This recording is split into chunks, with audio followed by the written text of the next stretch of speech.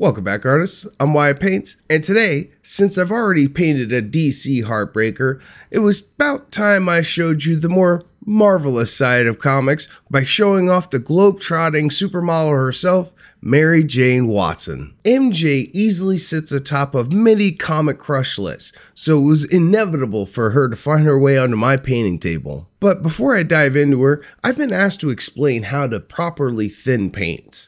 And while I plan to go into depth in its own video later, I put together a quick guide on threading the needle on getting your paint ready to go. But that won't be the only technique I'm focusing on.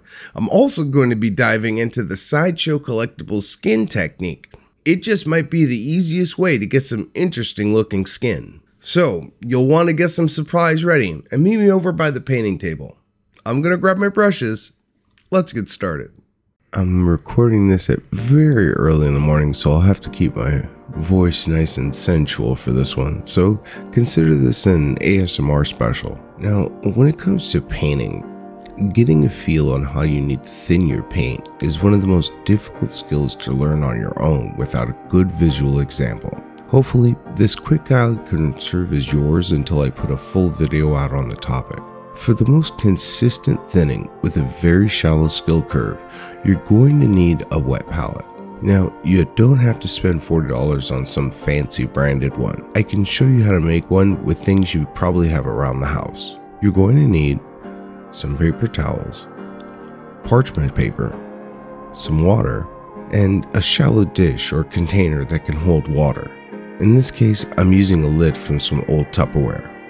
Fold up a sheet or two of paper towels and make it like a sponge. Then fully soak the paper towels with some water. Then cut and place the piece of parchment on top. As it gets wet, it'll want to curl on you. Just flatten it out with your fingers for a few seconds until it relaxes. Congratulations, you now have a very powerful tool when it comes to thinning your paints. Now, the hard part of getting advice on thinning your paints is that different paints need different amounts of thinning. Even two pots of the same paint from the same line could have different thinning needs. To start, put a decent pool of water on your palette. You can thin your paints with a lot of different things, but we're going to stick with water for now. Once we get some paint on the palette, we can get going. Now, if I pull some paint from this drop, you can see how thick and stiff it is, and it just holds its shape when I pull away. To thin it, I'm going to dip my brush into the water, then start working that pulled area of paint. Now if you watch, as I pull away from the paint, the work paint will pull and retract. This lets me know that the pigment to water mix load is high enough for the water to pull the pigments. Now start working a bit more paint from the blot to start to thicken it back up. I want to get it as thick as I can while it still retracts when I pull away my brush. It can slow down a little bit, but if it slows down too much, you'll want to add a touch of water and keep working it. If you're using paints mixed for airbrushes, a lot of the times it's already nearly perfect to use, as you can see here.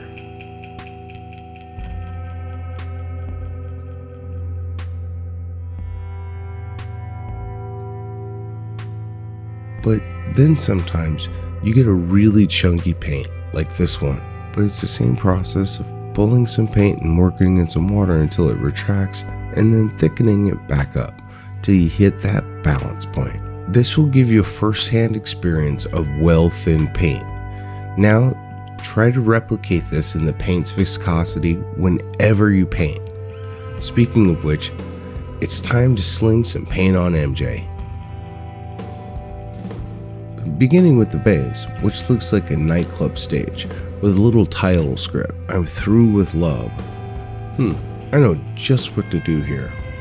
First up, fresh blood. I want to start with a dark but intense red.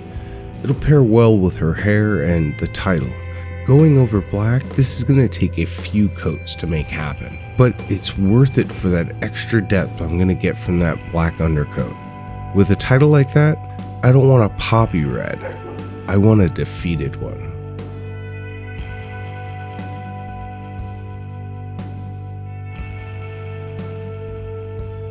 Next is shade with Nuln Oil. I just want a light coating on the top circle to give it a bit of separation from the outer ring. If you want it on the darker side, remember to use multiple thin coats rather than one thick one. If you're having issues getting an even coverage with your shade, try switching to a tab. This will help prevent leaving any sweeping brush strokes. For the lettering, spaceship exterior. To paint this raised surface here, the name of the game is edge highlighting. Using the side of the brush rather than the tip lets me lightly deposit across the tops of each of the letters. It's super important that you don't have an overloaded brush here or you can easily flood your model. So be sure to wick off a bit of the paint each time you reload. Also, watch your pressure. It doesn't take much to force paint down the sides rather than the top.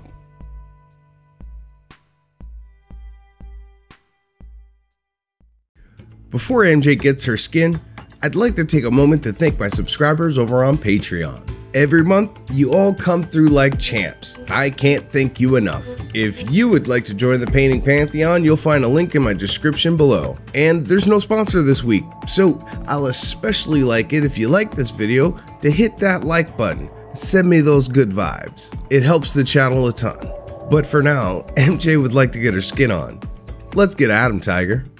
I'm going to start with Mary's skin, with Centaur skin. I need 100% opacity base coat, and over black, that's going to take quite a few coats, but thin your paints properly and you can get in a lot of coats. When you start, it'll look bad, but just keep continuing adding coats and build it up.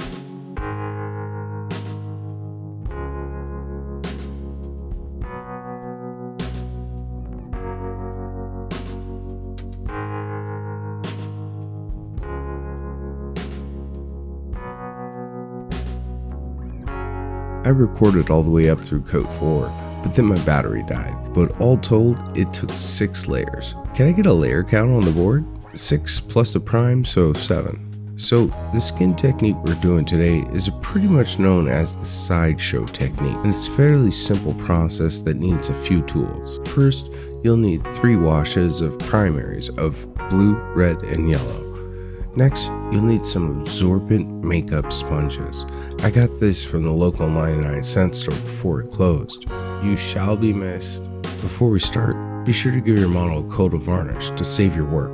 Now, I like to start with yellow as it seems to ease into it. But first, you'll most likely want to thin down your wash. It's very strong at this point and will stain the surface on contact.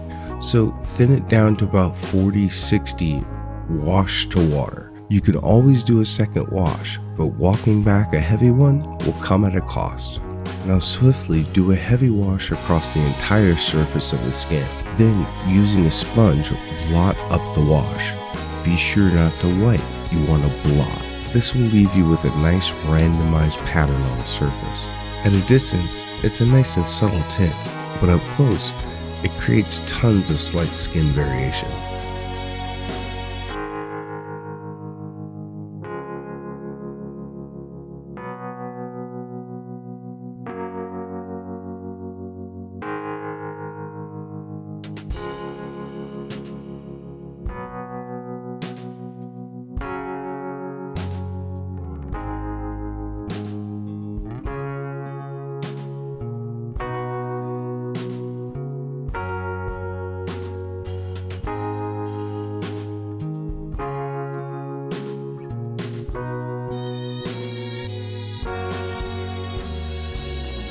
Next, the same method with red.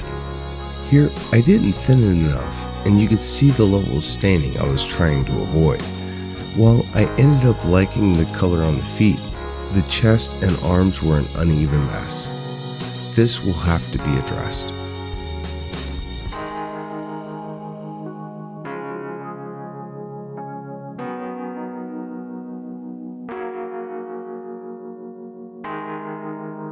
So I broke down and pinned the arms onto paper clips for easier handling and rebased the torso and arms in 2 coats of Centaur.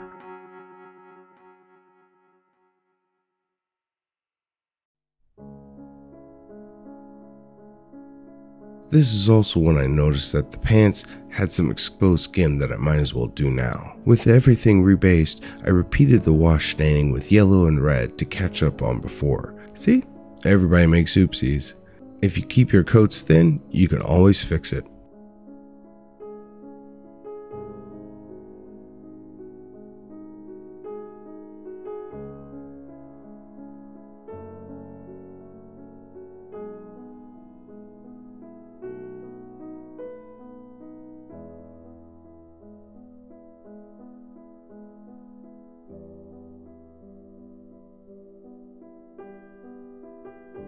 Finally on the wash list is blue. Be extra sure to thin this down enough. Being a bit heavy on yellow or red is fine, like here. Since MJ has red hair, it makes sense for her to have very pale, freckly skin, but too much blue will be off-putting, so take it easy.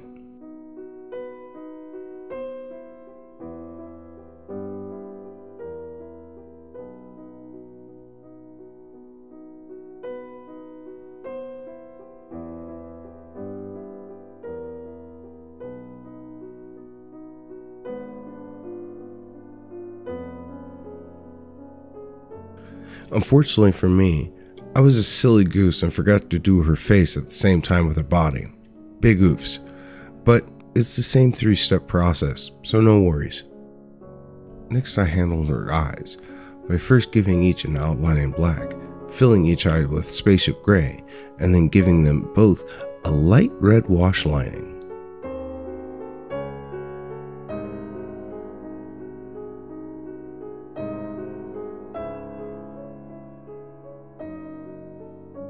For her iris, I started with a black-green for the shadow by establishing the sides and placement of each.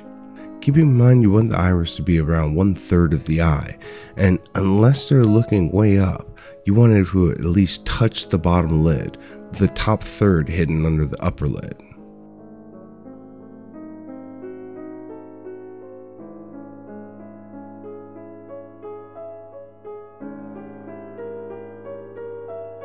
For a silly bright highlight, Dungeon Slime. Just a quick dot on each iris, and if you can, towards the bottom.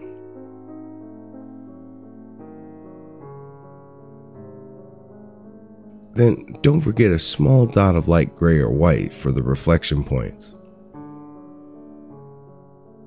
Now I went down to her lips. I'm not the greatest with makeup, but an easy and interesting lip style you can do starts with basing the lips in black.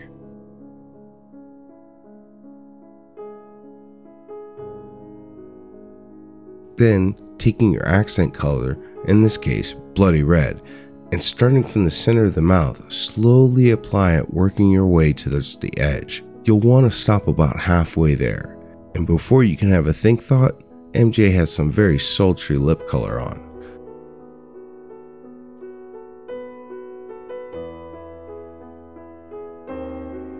Time to get her hair in order, this time starting with the base of the fresh blood I used earlier. This will really tie the whole piece together. Just take your time to not get any overspill on the face, and you'll be cruising to the finish line in no time.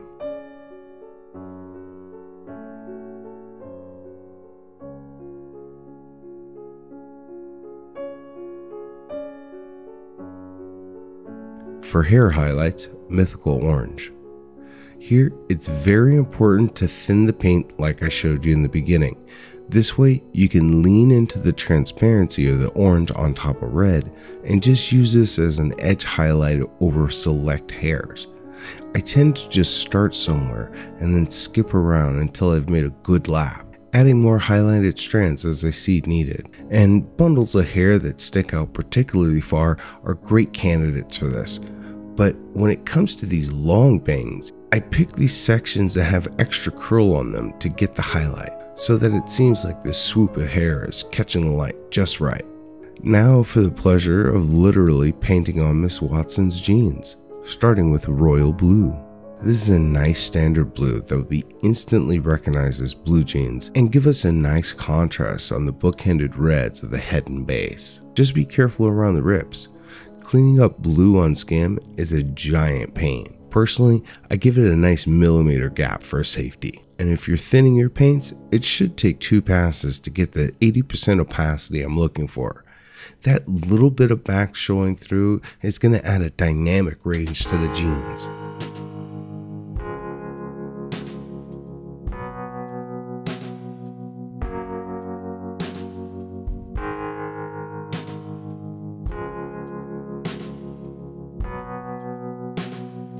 Once dry, it was time for a highlight of Andrea Blue. Now here, the highlight pattern is going to be important. I want parallel stress lines running down both legs. This will visually add extra volume to the shape. And I'm going to add this with a light dry brush, starting at the top of each leg, working my way down and around the pants. The seams and side bunching also need a good highlight. Of all the steps, this is the step that is going to emphasize the tightness of the jeans. The further you take this, the tighter they'll look. But here's where I'm going to hit the brakes.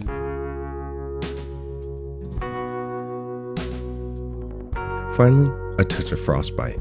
First, to add a bit of color variation to the woven denim with a light stipple from a scrappy brush. Just a quick semi-random all-over stipple, while giving the center line a few extra taps to make sure I don't mess with my contrast too much.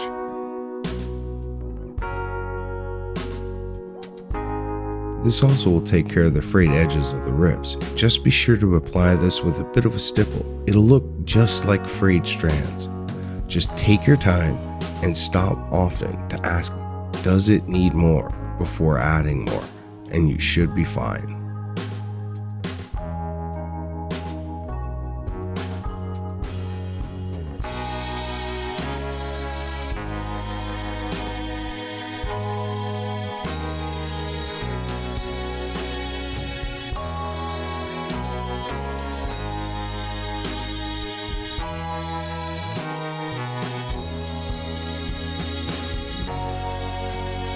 Time for some greedy gold to handle the hardware on the jeans.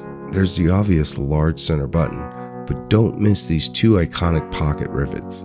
It's the tiny details like this that really bring it together and sell the illusion. I followed this with giving her some nice red bottom shoes. You will need clean painting here, so brace your arms and lock in. If you take your time, you should be good. And good news, if you make a slight oopsie on the skin, you can clean it up with a few thin coats of Centaur, but too many cleanups will become very apparent.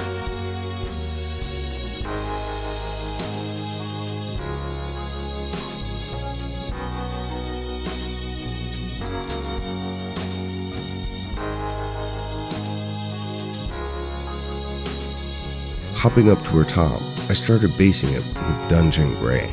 Just an easy as you please all over base coat, just avoiding the center symbol. I want to try to preserve the black in all the negative spaces and save me a whole lot of time. Just be sure to take your time and get a super clean edge around the skin. Again, small spillovers can be fixed with a few dabs of Centaur, but you don't really want the cleanup stacking up at this point. We're in the home stretch.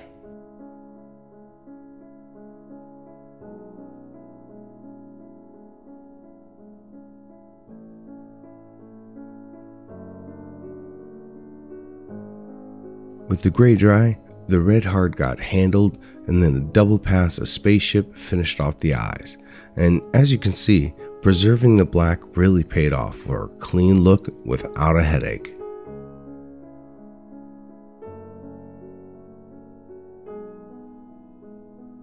Now Mary Jane definitely seems like the kind of lady that would coordinate her nails, lip, and shoe color. So Fresh Blood handled each nail easily. Just don't overload and use the very tip of your brush to just kiss each finger. One of the last details is her necklace. With all the red on this model, I should paint this silver so it can break it all up. But in my opinion, having gold here makes it easier to hide the seam without any extra fuss. But it will need a pass of light tone. This is for the medallion and a small edge of shadow just around the necklace. Once put in place, this will help camouflage the seam along the bottom edge as a shadow.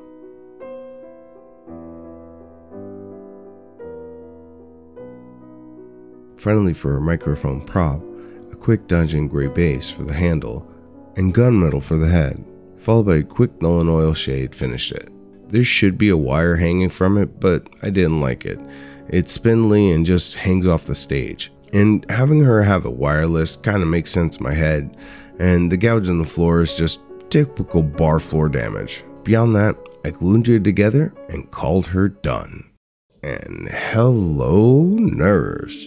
She looks fantastic. The pose looked fantastic. We got really poppy colors with high vibrancy and contrast. And although I made a goof of using the skin technique, I'll be trying it again soon to give it a better shake. It never hurts to have a new way of doing things under your belt.